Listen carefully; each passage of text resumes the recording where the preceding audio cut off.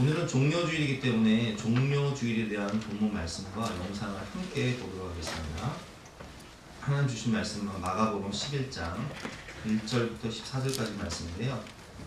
본문을 우리 함께 영상을 통해서 듣고 연이어서 성지가 좋다 종려주일 편을 함께 시청하도록 하겠습니다. 제11장. 그들이 예루살렘에 가까이 와서 감람산 벳바게와 베다니에 이르렀을 때 예수께서 제자 중 둘을 보내시며 너희는 맞은편 마을로 가라. 그리로 들어가면 곧 아직 아무도 타보지 않은 나귀 새끼가 매어 있는 것을 보리니 풀어 끌고 오라. 만일 누가 너희에게 왜 이렇게 하느냐 묻거든 주가 쓰시겠다 하라.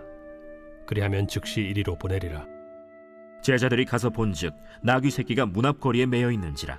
그것을 푸니 거기 서 있는 사람 중 어떤 이들이 이르되 나귀 새끼를 풀어 무엇하려느냐?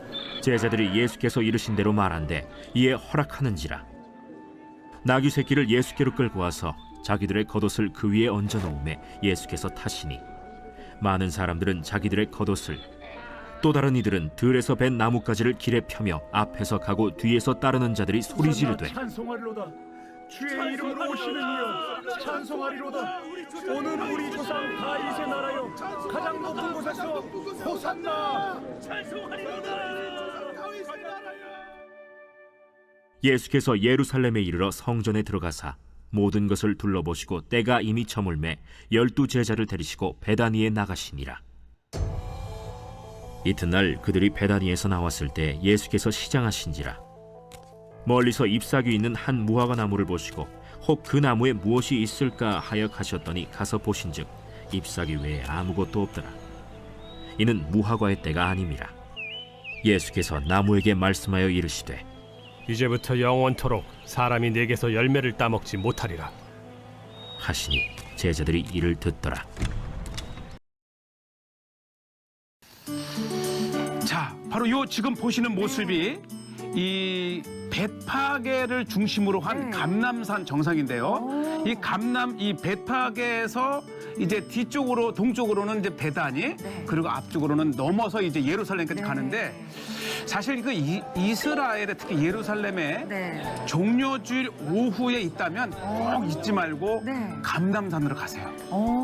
이곳에 가면은 벌써 뭐 몇 시간 전서부터 아예 이 종려주일 행렬을 참여하기 위해서 아예 순례의 시간표를 짜고 오신 순례팀도 있습니다. 아니 사실은 성탄절에 가기도 하지만 그렇다면 요 기간에 성지를 찾는 것도 굉장히 좋은 방법이겠어요. 그렇죠. 네. 예, 아주 우리가 이제 언제든지 가기만 하면 방문할 수 있는 그 유적지나 기념교회하고는 다른 것이 바로 이 설레임, 또 흥분, 그리고 그 감격이죠, 감격. 예수님께서 이 나귀를 타고 가셨던 그 길을 내가 걷는다라고 하는 것인데요.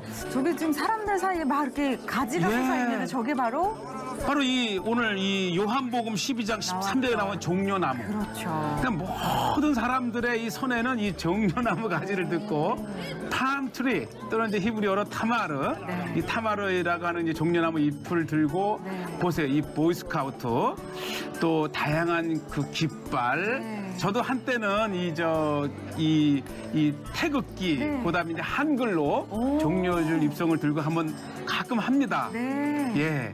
그래서 이때 이 장소에 오게 되면은 정말 온 대륙에서 온 그 열정적인 기독교인들 중계도 하나 봐요. 그럼요. 왜냐하면 이게 실질적으로 종려주일의 그 현장을 보여주는 것이고 또 그 다음 한 주가 지나면 이제 부활주일의 현장을 보여주기 때문에 이미 이 6월절이 되게 되면은 또 이제 부활절 종려주일에 다가오면 아마 특히 전 세계의 기독교 채널들이 현장을 생중계합니다. 사람들이 정말 한두 명이 아니라 정말 많이 모여 있네요. 진짜 전 세계 정말 사람들이. 이게 시작해서 끝까지 가장 매울 정도로 또 이제 한 팀이 지나서 도착하면 또 다른 이제 또 이 순례팀이 오고 이렇게 이 가만히 보면 이제 저것이 이제 종려나무 잎인데요. 네. 또 하나가 네.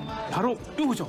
감람나무 잎도 나옵니다. 아, 그래요? 그러니까 올리브죠. 예. 그러네요. 저기 약간 좀 얇은. 네. 그러니까 저도 이게 사실 저기 종려나무 가지라고는 돼 있지만 네. 사실 그 올리브 나무가 많아서 생긴 이름이 이제 올리브산이잖아요. 그렇죠. 아마 도처에 있는 올리브 나무 가지, 이 감람나무까지도 아마 네. 가능했었을 것이다. 그렇죠. 이렇게 추측이 이 되면서 주변이 또 감람나무들이 많으니까. 그럼요. 네. 그래서 이제 종려나무까지 또 올리브나무까지 네. 그 다음에 이 이스라엘 군을 네. 아마 오늘도 화면을 보시면서 수시로 보실 터인데 이제 안전을 그렇죠. 지켜주는 것이죠. 사실 뭐 유대교 또 이슬람 그다음에 이제 기독교 같이 있지만은 네. 분쟁은 없어요. 그러나 이제 가끔 이 극단주의자들의 종교적인 분쟁 또 하나가 이 지역이 아랍 지역입니다. 아. 그러니까 우리가 흔히 그렇군요. 얘기하는 동예루살렘 지역이에요. 네. 그래서 유대인들도 이렇게 쉽게 오기 힘든 지역이지만 워낙 이제 세계적인 그 순례 코스이기 때문에 정말 철통같이 이스라엘 이제 군들이 이렇게 지켜주기 안전을 때문에 지켜주고 예, 안전은 전혀 문제 없어요. 네. 그래서 이렇게 편안하게 또 네. 악기도 연주하고 또 노래도 부르고 찬양도 하고 하면서 네. 그리고 중요한 것은 이 참여자들이 사전에 계획된 것이 아니라는 거예요. 오. 그러나 약속이나 한 듯이 뭐 저도 이제 갈 때가 있고 못 갈 때가 있는데 이 다양한 그 단체들이 이제 이 다양한 그 악기 저는 이제 한 번 할 때는 이 진과 캔거리를 가지고 갔는데 그게 또 소리가 우리 아주 악기가 또 좋죠. 이 집중을 하는데 그렇죠. 자 이렇게 해서 이제 감람산을 내려오면 바로 이제 예루살렘 성에 이렇게 입성하게 되는데 네. 요 문이 바로 사자문입니다. 아, 사자문. 예. 저희도 사실 간 적이 있어요. 그렇죠. 성지순례 때. 스테반문이라고도 하는데 네. 바로 요 문을 통해서 입성을 했을 것이다 네. 되고 요 집결지가 중요해요. 이곳은 바로 요 어딘가요? 집결지가 네. 이제 성 안으로 들어오게 되면은 바로 나오는 베데스다 연못. 아, 베데스다 네. 연못하면 그 치유가 됐던 그렇죠. 바로 그 연못이잖아요. 바로 그곳이 종착점입니다. 네. 이곳에 모이면 그 좁은 그 안에 가득 메운 이제 사람들이 이제 바글바글 대고 네. 다시 요거는 이제 이 행사를 마치고 다시 이제 또 빠져나와서 이제 그 라틴 교회 이 카톨릭의 이제 그 본부까지 또 하나의 행렬이 이루어지는데 사실 보게 되면요. 이 예루살렘의 대부분의 학교들이 미션 스쿨이 많습니다. 네. 그러니까 이 카톨릭에서 또는 교회에서 운영하는 미션 스쿨이기 때문에 이날을 놓칠 수가 없지요. 그렇죠. 그래서 다양한 이 미션 스쿨의 학생들이 저렇게 이제 밴드를 이루기도 하고 행렬을 인도하기도 하고 이렇게 해서 이제 종료주의를 맞이하게 되는데 종려주의라는 제목으로 본 말씀을 위해서 함께 연락을 나눠보겠습니다. 종려주의는 예수님께서 우리의 죄를 담당하시기 위해서 십자가에서 죽으시기 위해서 예루살렘으로 들어가신 날이 바로 종려주의죠. 그래서 종려주의를 시작으로 일주일 동안 고난주간이 시작이 됩니다. 종려주일날 입성하셔서 성금요일날 십자가에서 못 박혀 죽으시니까 대부분 이제 성경 우리가 복음서를 보면 이 종려주의를 중심으로 해서 요한복음 같은 경우는 뭐 종려주의를 중심으로 해서 반 이상이 고난주간 행적에 대한 내용이죠. 오늘 그래서 이 종려주일의 모습, 종려주일에 일어났던 사건을 통해서 우리 자신의 그 내면을 한번 살펴봤으면 좋겠습니다. 첫 번째로 오늘 본 말씀 1절부터 6절까지 말씀인데요. 순종에 대해서 한번 살펴봤으면 좋겠어요. 오늘 1절부터 보면은 그들이 예루살렘 가까이 와서 감람산 벳바게와 베다니에 이르렀을 때, 우리 아까 영상을 통해서 봤지만 벳바게와 베다니가 나왔는데 그때 예수께서 지하중 둘을 보내시며 이렇게 말씀하십니다. 너희는 맞은편 마을로 가라. 그리로 들어가면 곧 아직 아무도 타보지 않은 나귀 새끼가 메어 있는 것을 보리니 풀어 끌고 오라. 제자들에게 이렇게 말씀하시죠.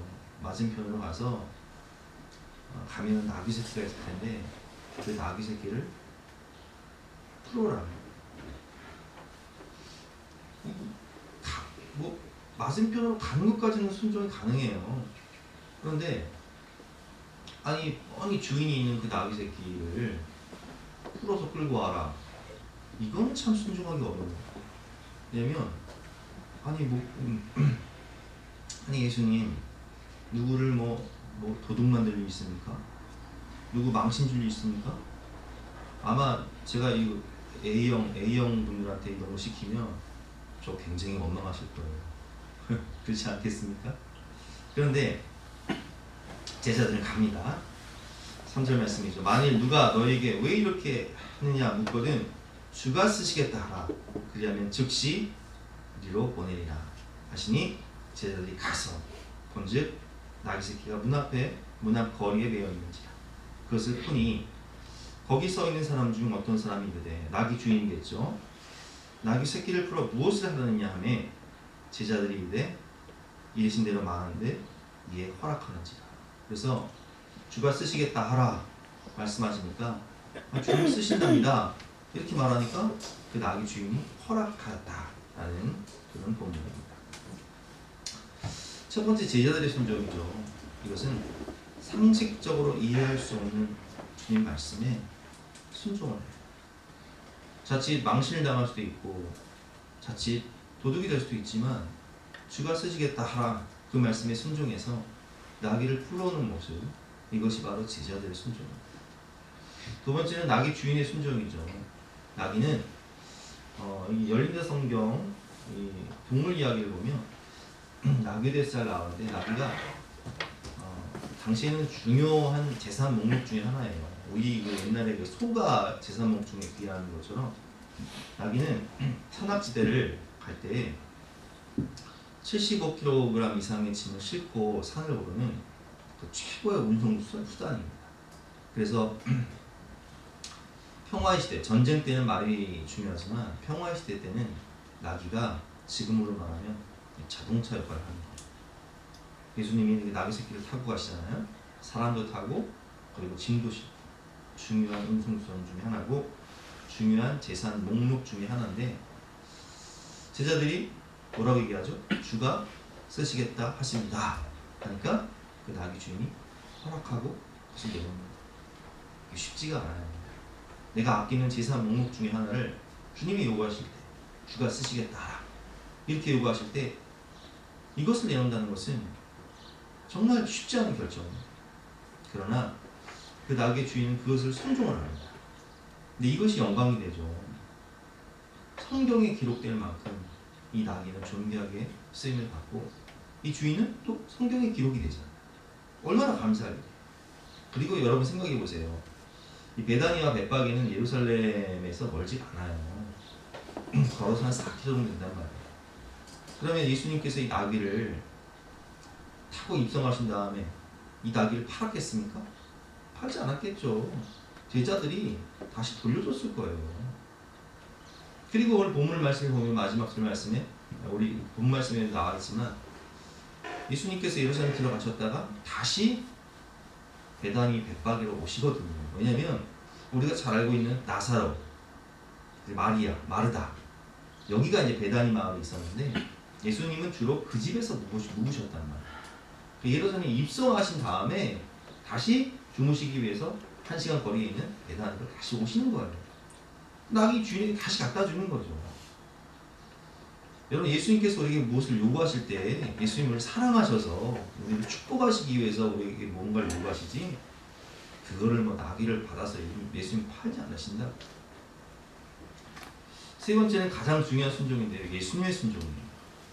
오늘 본 말씀을 보면 예수님께서는 제자들에게 이렇게 말씀하십니다. 맞은편 마을로 가라. 거기에 가면 한 번도 타지 않은 나귀 새끼가 있을 것이다. 그걸 풀어와라. 근데 그때 누가 뭐라고 하면 이렇게 말해라. 주가 쓰시겠다. 예수님은 성장하는시기 때문에 미래를 다 알고 계세요. 그래서 나귀가 있는 것도 아시고 그 주인이 뭐라고 얘기할지 아시고 주인에게 어떤 말을 해야 할지도 알고 계신 거예요. 하나님이시기 때문에 이 통찰력이 내지력이 있으신 거예요. 주님은 다 아신다는 거예요. 그러면 예수님께서는 그것만 하셨을까요? 예루살렘에 들어가시면 어떤 일이 벌어질지를 너무나 잘 알고 계셨죠. 세상죄를 지고 가는 하나님의 어린 양으로 오셔서 내가 예루살렘으로 들어가게 되면 6월절 어린 양이 되어서 인류의 모든 죄를 속하기 위해서 멸시와 천대와 모욕과 조롱을 받으시고 채찍에 맞으시고 가시멜로가를 쓰시고 십자가에 못 박혀서 마지막 물 한 방울 마지막 피 한 방울까지 다 쏟으시며 고통스럽게 죽으실 것을 다 아셨다는 거예요. 다 아셨지만 우리가 너무 잘 알다시피 겟세마네 기도에서 뭐라고 기도하세요? 아버지, 이 잔이 지나갈 만하시거든 그렇게 하여 주시옵소서. 이 십자가의 고난의 쓴 잔, 죽음의 잔, 그러나 나의 원대로 마옵시고 아버지의 뜻대로 되기를 원합니다. 주님은 다 아셨지만 우리의 모든 죄를 담당하시고 우리를 구원하시고 우리에게 영원의 생명과 천국을 허락하여 주시기 위하여서 다 아시지만 하나님의 뜻에 순종하시기 위해서 그 길을 가셨다는 거예요.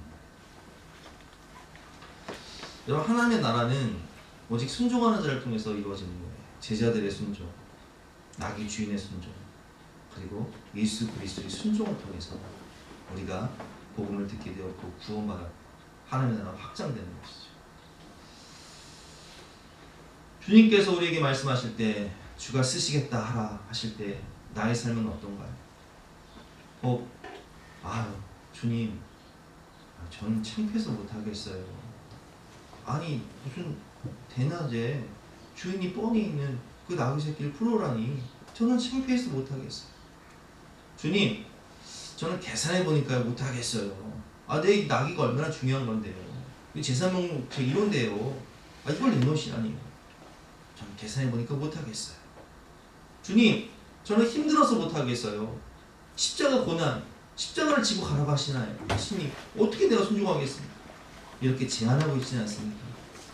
여러분, 내 삶을 한번 살펴보세요. 나는 온전한 순종을 하고 있는가? 나는 즉각 순종을 하고 있는가? 나는 절대 순종을 하고 있는가? 물론 순종을 하며 사시는 분도 계세요. 절대 순종, 즉각 순종, 온전한 순종을 하시는 분도 계십니다. 그러나 그렇지 못하다면 이 시간 함께 찬양을 기도하실 때 나는 내가 정말 제자들처럼 나귀 주인처럼 무엇보다 예수님처럼 절대 순종, 즉각 순종, 완전한 순종할 수 있도록 도와주시옵소서. 그렇게 또 회개하는 저와 여러분 되시기를 주님의 이름으로 축원합니다. 두 번째는 누가 왕인가에 대한 내용이에요. 자, 7절부터 보니까 나귀 새끼를 예수께로 끌어와서 자기들의 겉옷을 그 위에 얹어 놓음에 예수께서 타십니다. 스가랴 9장 9절의 예언처럼 예수님은 나귀를 타고 평화의 왕으로 입성을 하시는데 많은 사람들은 자기의 겉옷을 또 다른 이들은 들에서 벤 나뭇가지를 길에 펴요. 자, 이 들에서 벤 나뭇가지가 바로 우리가 아까 보았던 종려나뭇가지예요.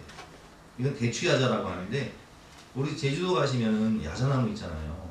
뭐 그거랑 비슷해요. 대추야자니까. 그 나뭇가지를 베어서 기다 펼치고 또 어떤 사람들은 손에 들면서 이렇게 외치는 거예요. 9절 말씀이죠. 앞에서 가고 뒤에서 따르는 자들이 소리 지르되 호산나. 호산나라는 뜻은 우리를 구원하소서라는 뜻이에요. 호산나 찬송하리로다. 주의 이름으로 오시는 이여 찬송하리로다. 오는 우리 조상 다윗의 나라여 가장 높은 곳에서 호산나 하더라. 예수께서 예루살렘에 이르러 성전에 들어가사 모든 것을 둘러보시고 때가 이미 저물매 12제자를 데리고 베다니에 나가시니라. 아멘. 그렇다면 왜 수많은 나뭇가지 중에서 종려나뭇가지를 들며 호산나를 외쳤을까요? 그래서 왜 종려주의라고 하잖아요.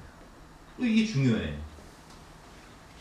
종려나무에 상징이 있어요. 이 종려나무는 아까 제가 대추야자라고 했는데 불사조를 뜻하는 거예요. 왜 불사조냐? 종려나무를 딱 베버려요. 이 그루터기가 남잖아요. 거기다 불을 질러요. 대부분의 나무는 죽어요. 잘라서 그루터기에 불을 지르면 죽는다고요. 그런데 종려나무는 안 죽어요. 거기서 싹이 나요. 그래서 불사조를 넣어요. 그래서 그 종려나무를 이렇게 흔든 이유는 이 역사를 우리가 알아야 되는데 우리가 너무 잘 아는 대로 이제 바벨론에 의해서 예루살렘이 멸망하지 않습니까? 근데 이 바벨론이 페르시아에 멸망당하고 이 페르시아를 무너뜨린 사람이 헬라의 알렉산더 대왕이에요. 너무 잘 알고 계시죠? 알렉산더 대왕 33세 나이에 죽죠. 너무 젊은 33세에 세계를 정복하고 33세에 알렉산더 대왕이 죽자 이 헬라 제국은 4개의 나라로 이제 나누어져서 통치가 되는데, 그때 이제 유대 지역을 통치했던 왕조가 톨레미 왕조였어요. 톨레미 왕조는 온건 정책을 썼죠. 그래서 이렇게 예루살렘 성전에서 예배드리는 것을 허용하고 또 이렇게 믿음 생활하는 것을 허용했는데, 이 톨레미 왕조를 몰아낸 이제 헬라 왕조가 셀류커스 왕조예요. 이 셀류커스 왕조는 굉장히 강경파라서 막 종교를 탄압하고 예배를 못 드리게 하고, 특별히 이 8대 왕조였던 안티오쿠스 4세는 지성소를 파괴해버리고요, 성전에 돼지피를 뿌려버려요. 그 유대인들이 막 충격을 받아거든요. 이게 뭐 어마어마한 종교 탄압이거든요. 하나님의 인지와 영광이 가득했던 이 성전을 파괴하고 지성소를 파괴하고 돼지피를 뿌려 돼지고기를 먹게 하고 예배를 못 드리게 하고, 그러니까 막 부글부글 끓던 싸움 가운데 이 도저히 못 참겠다, 우리가 혁명을 일으켜서 우리가 이제 이 나라를 다시 쟁취하자 해서 일으킨 왕조가 이 마카비 혁명이라고 해서 마카비 왕조라는 거예요. 이 마카비 군대의 상징이 뭐냐, 이 불사조를 상징하는 종려나무가였다. 근데 오늘 이 호산나를 외치는 군중들이 종려나무가지를 들면서 호산나를 외친단 말이에요. 이게 무슨 의미가 있냐, 이거랑 아주 직결되는 얘기예요. 헬라 시대에 우리가 이렇게 종교 탄압을 받으면서 고통당할 때 마카비 군대가 혁명을 일으켜서 우리에게 승리를 주고 자유를 주었던 것처럼, 다윗의 후손으로 오신 왕으로 오신 당신께서 다윗처럼 이 로마의 압제와 가난과 고통으로부터 호산나 우리를 구원하여 주시옵소서 종려나무 가지를 외치면서 불사조 군대, 승리의 군대를 만들어 달라. 그러니까 이 외침은요, 정치적 메시아, 군사적 메시아, 경제적 메시아를 외치는 군중들의 외침이었어요. 우리는 다윗과 같은 왕을 바란다는 거예요. 블레셋으로부터 나라를 구원하고 강성대국을 이루었던 다윗과 같은 왕을 우리는 바란다는 거예요. 당신이 그런 왕이 되어달라는 거예요. 마카비 왕조 같은 왕조가 되어달라는 거예요. 마카비 군대 같은 군대가 되어달라는 거예요. 이해가 되시죠? 그래서 종려나무 가지를 들고 호산나를 외쳤던 거예요. 그런데 예수님은 왜 나귀를 타고 오시죠? 전쟁에 승리하는 그런 그 영웅으로 오신다면 백마를 타고 오셔야 되잖아요. 아니면 병거를 타고 오셔야 되잖아요. 그런데 예수님은 나귀를 타고 오세요. 여러분, 예수님은 정치적 메시아나 군사적 메시아, 경제적 메시아로 이 땅에 오신 게 아니에요. 유대의 나라를 회복하기 위해 정치적 메시아, 군사적 메시아로 오신 것이 아니라 온 인류를 죄에서 구원하고, 죄 때문에 원수되었던, 하나님과 우리가 원수되었던 우리가 화목을 이룰 수 있도록 화목제물로 6월절 어린 양으로 평화의 왕으로 오셨다는 거예요. 그래서 나귀 그것도 새끼 나귀를 타고 오시는 거예요. 왜? 평화의 왕으로 오셨기 때문에. 모든 인류를 죄에서 구원하기 위해서 6월절 어린 양으로 오신 거예요. 그러니까 종려나무 가지를 들고 호산나를 외쳤던 군중들의 원하는 메시아상과 죄에서, 모든 인류를 죄에서 구원하기 위해 오신 평화의 왕 예수 그리스도의 메시아상이 충돌이 되겠죠.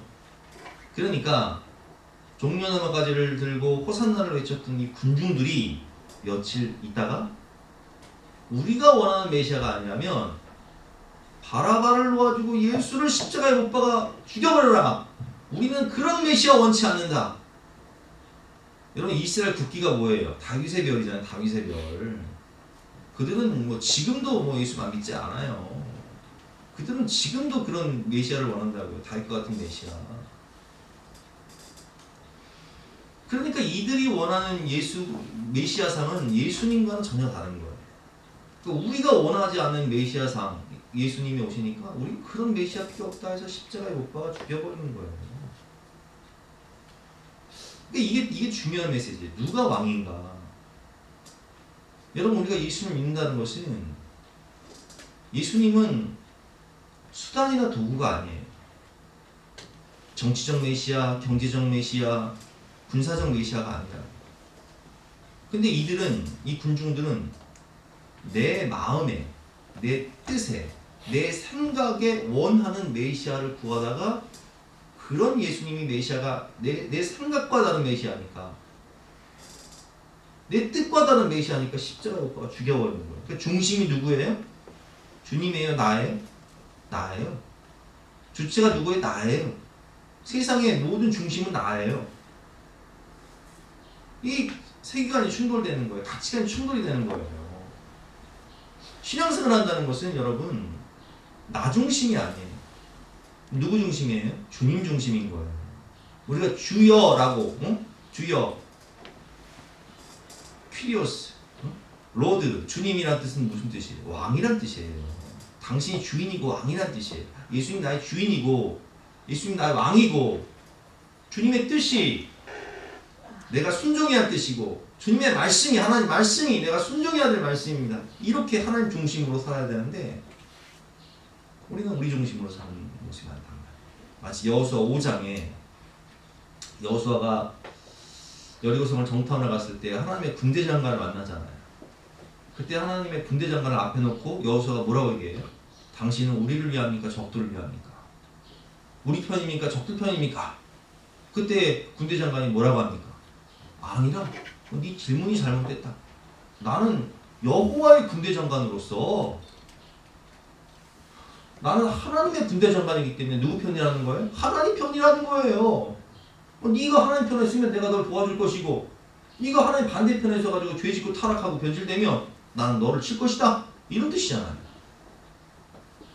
여러분, 우리가 하나님이 내 편이 되기를 원하는 것이 아니라 내가 하나님 편에 서기를 원해야 돼요. 중심은 내가 아니라 하나님이라는 뜻이에요. 근데 군중들은 누가 중심이에요? 내가 중심이에요. 하나님을, 예수님을, 성령님을 도구나 수단으로 생각하는 거예요. 어떤 도깨비 방망이나 알라딘의 요술 램프로 생각하는 거예요. 그러다가 뜻에 맞지 않으면 버려버려. 신앙 다 버려버려. 교회 떠나요. 하나 없이 살아. 내 기도에 응답하지 않는다. 아니 그 기도가 어떤 기도인데, 그 기도가 독인데, 사는 길이 아니라 죽는 길인데 어떻게 하나님께서 응답하시겠어요? 누가 왕인가를 한번 생각해 봐야 돼요. 세 번째는 열매가 있는 삶인가. 자, 오늘 본 말씀 보니까 12절부터 14절 말씀 보겠습니다. 이튿날 그들이 베다니에 나왔을 때 예수께서 시장하신지라 멀리서 잎사귀가 있는 한 무화과 나무를 보시고 혹 그 나무에 무엇이 있을까 하여 가셨더니 가서 보신즉 잎사귀 외에 아무것도 없더라. 이는 무화과의 때가 아닙니다. 자, 무화과 때가 아니라고 분명히 나와 있어요. 열매 맺을 때가 아니라는 거예요. 근데 예수님께서 시장하셔서 갔더니 잎사귀는 무성한데 열매가 없어요. 그 예수님께서 어떻게 하시는지 보겠습니다. 14절 말씀. 예수께서 나무에게 말씀하여 이르시되 이제부터 영원토록 사람이 되게서 열매를 따먹지 못하리라 하시니 제자들이 이를 듣더라. 무화과나무를 저주하신단 말이에요. 그래서 말라 죽어버린단 말이에요. 그러면 우리가 이 말씀을 읽으면서 아니 왜 예수님 왜 이러실까? 아니 무화과나무가 뭔 죄가 있다고? 아니 성격도 급하시지. 아니 아무리 그래도 그렇지 그 나무를 죽여버리실까? 이렇게 생각이 들잖아요. 근데 이거는 이 헬라어 원어를 알아야 되고요. 이 그 열린다 성경 식물 이야기를 제가 보니까 헬라 원어를 보면 같은 무화과여도 이 원어가 달라요. 무슨 얘기냐면 무화과 열매를 찾으신 예수님은 때가 아닌데 왜 저주하실까? 이 문제를 풀어야 돼요. 무화과는 성제 무화과는 1년에 5번 열매를 맺어요. 그런데 상품성 있는 무화과 나무를 무화과 열매를 테에나라고 합니다. 테에나는 크고 달고 맛있는 무화과 열매. 그런데 상품성이 없는 무화과 나무가 있어요. 무화과 열매가 있어요. 파게라고 하는데 파게는 지금 이런 봄. 그러니까 이제 그 성지는 건기와 우기가 있어요. 겨울과 여름이 딱 나눠지는 거예요. 겨울에는 이제 우기라고 해서 비가 막 와요. 그 건기가 시작되면 지금처럼 봄이 시작되면 무화과가 싹을 내면서 작은 잎사귀를 내면서 요만한 이 파게라는 작은 무화과 열리는데 이 열매는요 상품성이 없어요. 첫 번째 당도가 떨어지고요. 두 번째 크기가 너무 작아요. 근데 이걸 따줘야 돼요. 상품성 있는 무화과를 얻기 위해서는 이걸 따줘야 돼, 일일이. 근데 이게 일이잖아요. 보통 일이 아니거든요. 그리고 이 팍이라는 열매가 배고픈 사람들은 이게 먹을만한 열매예요. 그러니까 무화과 나무 과수원을 하는 사람들이나 주인들이 어떻게 하냐면은 그냥 아무나 길 가는 나그네들 배고픈 사람들 따먹으라고 냅두면은 나는 일 안 해도 되고 그 사람들은 배고프니까 그거 먹고 그리고 이 파기가 이제 다 따먹으면 거기서 이제 테에나가 열리니까 예수님께서 원하셨던 것은 이 파괴예요. 아직 때가 아니라는 것은 테에나가 열릴 때가 아니라는 거예요. 배고픈 사람들이 아무나 따먹을 수 있는 이 파괴를 시작하시니까 그 무화과 상품성 없지만 당도도 떨어지지만 크기도 작지만 가난한 사람들, 배고픈 사람들이 따먹을 수 있는 파괴를 구하러 가셨던 예수님께서 잎사귀만 무성한 무화과 열매를 보시고 파괴가 없는 것을 보시고 저주하신 이유는 파괴를 맺지 못하는 무화과 나무는요 테에나도 못 맺어요. 그러니까 이거는 모양만 나무지 잎사귀만 무성하지 과실나무가 열매를 맺지 못하는 거예요. 그럼 어떻게 해야 돼요? 제해버려야 되는 거예요.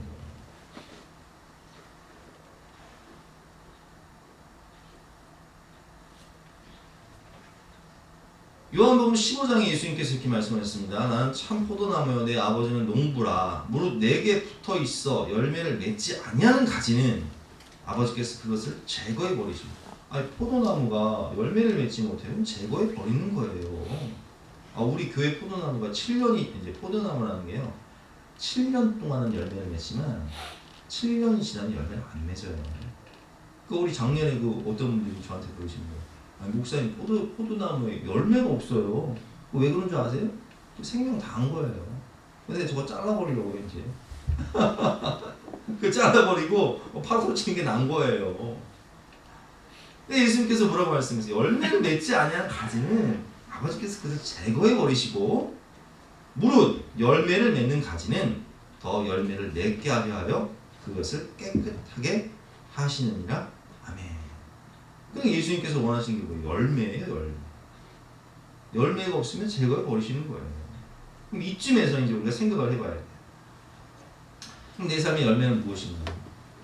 성경에 나오는 열매가 뭐가 있어요? 성령의 9가지 열매가 있어요. 또 뭐가 있어요? 영혼권의 열매가 있어요. 그러면 성령의 9가지 열매부터 한번 생각해 볼게요. 나는 내 삶 가운데 이 성령의 9가지 열매를 맺고 사는가? 한번 생각해 보세요. 사희와 오자양 충원자잖아요. 9가지 열매가. 그럼 사랑부터 한번 볼게요.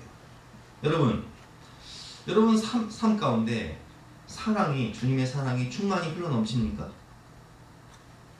주님께서 뭐라고 말씀하셨어요? 제가 수요일날 말씀했지만 원수를 사랑하고 핍박하는 자를 위해 기도하라. 원수를 사랑하고 핍박하는 자를 위해서 기도하는 그런 충만한 사랑이 흘러넘치란 말이에요. 내가 그것까지는 바라지 않는 그런 태어나까지는 바라지 않는다 치더라도 아니 가족은 사랑해야 될 거 아니에요. 파괴는 맺고 있냐고요. 우리가 내 삶 가운데 파괴는 있냐고요. 당도도 떨어지고 크기도 작으니 파괴라도 있냐고요. 원수를 사랑하고 핍박하는 자를 위해 기도하는 거는 그냥 뭐 태어나니까 너무 멀다 치고 파괴라도 있냐고요. 기쁨으로 넘어가 볼게요. 우리 지난 금요일날 기쁨에 대해서 흘러넘치게 하라 그런 설교 들었어요. 내 삶 가운데 하나님이 주신 기쁨, 구원의 기쁨, 감격이 있는가? 난 구원의 하나님으로 말미암아 기뻐하리로다. 무화과 나무 잎이 마르고 포도 열매가 없으면 가나안 나무에 소출이 없고 논밭에 식물이 없고 외양간 안에 송아지가 없어도 난 여호와로 즐거워하리. 난 구원의 하나님을 인하여 기뻐하리로다. 이런 희락 하나님으로 말미암아 주님은 충분합니다. 여호와는 나의 목자신 내가 부족함이 없습니다. 주님 나와 동행하시니 나는 기쁩니다. 라는 기쁨이 흘러넘치는 말. 이런 태어나는 없을지라도 그냥 내 삶 가운데 하나님 주신 잔잔한 기쁨이라도 있냔 말이에요. 어떻습니까 여러분? 희락의 기쁨이 넘칩니까? 열매가 있습니까? 한번 생각해 보세요. 뭐 그런 분도 계실 것이고 또 안 그런 분도 계실 거예요. 이건 뭐 성도님들마다 다르니까. 화평의 열매. 나는 내가 어떤 공동체에 가거나 어떤 모임에 가면 피스메이커입니까? 트러블메이커입니까? 내가 가면 화목해지고 사람들이 웃고 좋아하고 분위기가 좋아지고 이런 피스메이커, 평화의 사도입니까? 아니면 내가 가면 분쟁이 일어나고 싸움이 일어나고 괜히 막 분위기가 험악해지고 이런 트러블 메이커입니까? 이걸 생각해봐요. 나는 어떤 열매를 맺고 있는가? 오래 참음. 어때요 여러분? 애들이 속을 새기고 지랄 총량의 법칙. 아이들이 사춘기가 되면 지랄을 해요. 왜 그래요? 사람은요 인생을 살면서 지랄 총량의 법칙이라는 게 있다. 지랄 총량의 법칙 100이면 한 85를 사춘기 때 쏟아붓는 거예요. 근데 안 그런 사람이 있어. 사춘기 때 점잖해. 사고를 안 치고 뭐 너무 순해. 이런 사람들은 나이 들어서 조심해야 돼. 그 지랄 총량의 법칙 나이 들어 터질 수가 있어. 그런데 이 지랄 총량의 법칙을 할 때 여러분 오래 참습니까? 어떠세요? 부모님들 어떠세요? 이럴 때는요 그냥 아이고 제가 사춘기니까 그냥 지랄 총량의 법칙에 충실하게 지랄을 떨고 있구나 하고 넘어가 줘야 돼요. 사랑으로 감싸줘야 돼요. 괜히 그저 건드렸다가는 고슴도치 가시 돋는 것처럼 건드렸다가는 그냥 가시만 박혀. 기다려. 사랑해주고 상황과 환경이 나를 격동시켜도 오래 참고 있나요? 이거 기도해야 되죠. 성령이 아니니까. 그렇죠. 내 힘으로는 안 돼요. 그냥 둘이 받아버리지. 자비의 열매 어떤가요? 나는 긍휼과 자비의 마음을 가지고 살아가나요? 아니면 인색한 삶을 살고 있나요? 양선의 열매, 선을 행하며 살고 있나요? 아니면 죄악을 즐기며 양선이 아닌 악의 열매를 맺고 살고 죄의 열매를 맺고 살고 있나요? 충성의 열매, 나는 주님께 충성하며 하나님 말씀에 순종하며 교회에 충성하며 살고 있나요? 아니면 내 육체의 소욕에 충실하며 살고 있나요? 내 마음의 생각과 감정에 충실하며 살고 있나요? 온유의 열매, 나는 예수님처럼 온유하고 겸손하게 살고 있나요? 아니면 분노하며 교만하게 살고 있나요? 절제의 열매, 나는 내 감정과 죄를 절제하며 살고 있나요? 태인아는 아닐지라도 파기라도 있나요? 근데 여러분 성령의 열매는요 기도 없이는 불가능해요. 이게 노력으로 되는 게 아니에요. 왜냐면 성령의 열매이기 때문에 내가 기도를 통해서 하나님의 영이 성령이 내 마음 가운데 오셔서 내 인격과 성품을 변화시켜 주실 때에만 가능한 거예요. 그래서 우리가 이 태인아 혹은 파괴 정도의 열매를 맺게 하기 위해서는 기도 없이는 불가능해요. 자 넘어가서 뭐 충만하진 않더라도 당도가 떨어지는 이런 파괴 같은 열매가 있어야 되는데 전도의 열매 한번 생각해 볼게요. 그럼 내가 인생을 살면서 하나님께 그래도 하나님 저 사람은요 제가 전도해서 구원받은 사람이에요. 제가 기도하고 내가 사랑으로 섬기고 복음 전해서 구원받은 사람이에요 라고 말할 수 있는 그런 열매가 여러분 있습니까? 혹은 아니 여기 애들 보세요. 하나님 내가 그 전도는 못해서 그래도 믿음으로 양육했고 우리 아들이 믿음으로 자라가지고 아니 태어나는 아닐지라도 파괴 정도는 되잖아요 주님. 이렇게 말할 수 있는 믿음의 자녀들이 있냔 말이에요. 이런 분들은 그래도 파괴라도 있는 거예요. 그죠? 근데 또 없을 수 있어. 근데 없다고 괴로워하지 마세요. 어떻게 해야 돼요? 얘기하고 주여 내가 성령의 열매 영혼 구원의 열매를 맺을 수 있도록 하나님 저 좀 도와주세요. 내 힘으로 안 됩니다. 영혼 구원 내 힘으로 안 됩니다. 내가 기도하고 눈물로 기도하고 사랑으로 섬길 때, 아 내가 포도나무 대신 주님께 젖붙임만 되면 나를 떠나서 너희가 아무것도 할 수 없지만 너희가 내 안에 거하고 내 말이 너희 안에 거하면 너희가 무엇이든지 원하는 대로 구하라 그러면 주시라 약속하셨사오니 하나님 나에게 이 성령의 열매를 주시어서 내 성품과 내 인격이 주님을 닮아가게 하시고 내가 영혼을 위해서 몸부림치며 기도할 때 하나님 그 영혼이 반드시 구원받게 하셔서 하나님께 드릴 수 있는 태가 풍성한 영혼권의 열매가 가득하게 하여 주시옵소서. 그렇게 기도하면 하나님이 역사하신다니까요. 결론입니다. 나는 순종하며 살고 있나요? 주가 쓰시겠다 하실 때 내 몸과 마음과 시간과 물질을 기쁨으로 드리는 삶을 사시는 분도 계십니다.